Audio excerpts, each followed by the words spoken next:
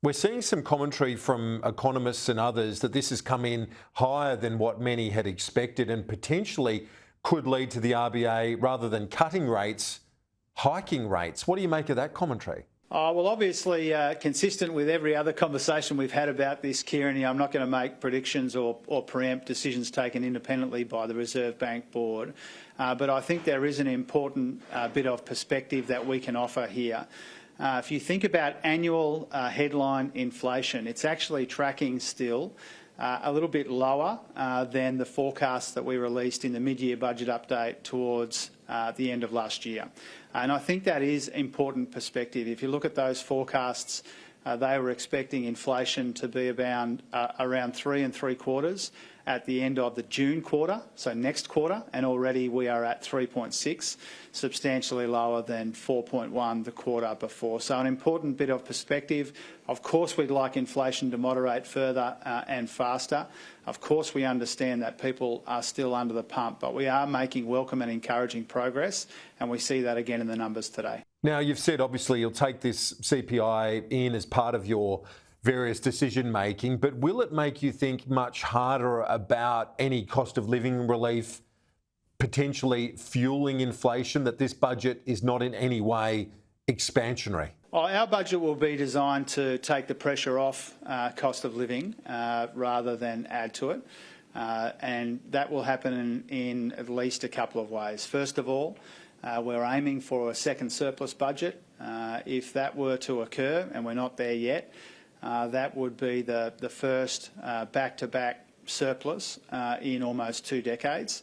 And that is an important way that we can continue to put downward pressure on inflation. The second thing is how we design our cost of living help.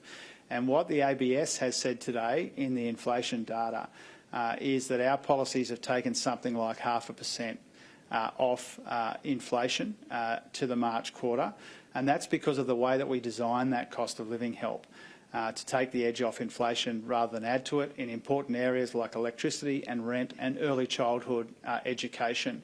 And what that tells us is, of course, it matters how much you spend in budgets, but it also matters the design of that investment, the quality of that investment and the timing of that investment. And what we'll do in the budget in May is we'll maintain a primary focus on inflation and the cost of living, but not a sole focus. We also have this growth challenge in our economy, and our investment over time in the key drivers of growth into the future will be about recognising we've got an inflation challenge in the here and now. We've also got a growth challenge unfolding before us, and the budget will be attentive to both. Obviously, around the future of rates, there's politics that has to be factored in from government and opposition perspective. But for the RBA, looking at the economy, is it better for them to move sooner rather than later if they have to, when it comes to smashing inflation finally? Well, the Independent Reserve Bank is not focused on the politics, and frankly, nor am I. You know, our job as a government is to make the right decisions for the right reasons and to make sure that they are aligned with the economic cycle and not with the political cycle. That is our job, and I'm sure if you asked the Reserve Bank Governor, she would have a similar view about her own job. We recognise that these interest rate rises, which began before the last election and continued after, have put really substantial pressure on people right around the country, and they've slowed our economy. We saw that in the December national accounts, with consumption flat and growth flat in our economy, and that's what happens when you have these rate rises in the system, and they are still playing out. I won't be giving free advice to the Independent Reserve Bank. It will meet the week before the budget. It will weigh up all of the considerations in our economy, inflation, growth, consumption, and what's happening around the world, and they'll come to a decision independently.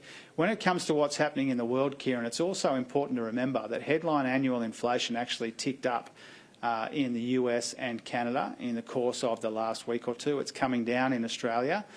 We want it to come down further and faster, but what's happening in Australia has bucked the recent trend that we've seen in North America. Treasurer Jim Chalmers, thanks for your time. Appreciate it. Thanks very much, Kieran.